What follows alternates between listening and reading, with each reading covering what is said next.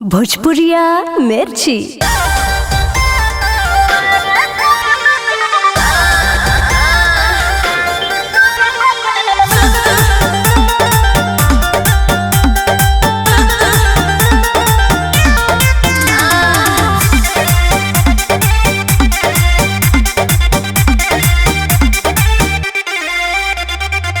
प्यार मोहब्बत के करो न बात हो, न जाने कितना बीतल होई रात हो। अरे ऐसे काहे बोला तारा? तो कैसे बोलिया?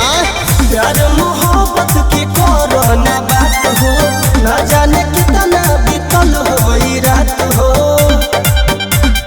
पियावा के सोने मारी के मजा हमके बनावत रू भोला।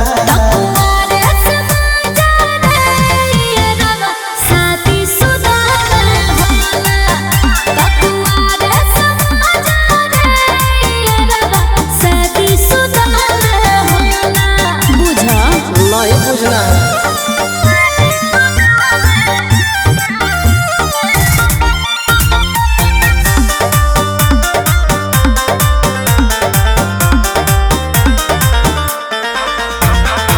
हमरा से झूठो मूठो करो न चोना। ऐसे ना बोला बाबू, बात बुझा सोना। तनी हमरो फीलिंग बुझा। तो हम डीलिंग दे तनिका। हमरा से झूठो मूठो करो न चोना। ऐसे ना बोला बाबू, बात बुझा सोना। सुना फिगर लगता ऐसे जैसे हो जाता जोबन झोला।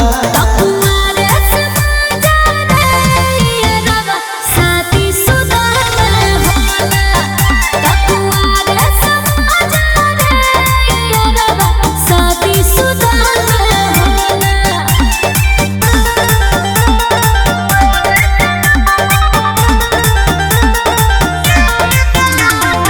Music by Arya Sharma.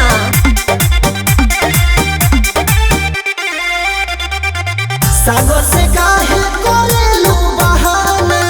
अभी तो बने बिकस तोहरे दीवाना। काहे टेंशन लेता रह? टेंशन होता राज शर्मा से काहे करेलू बहाना।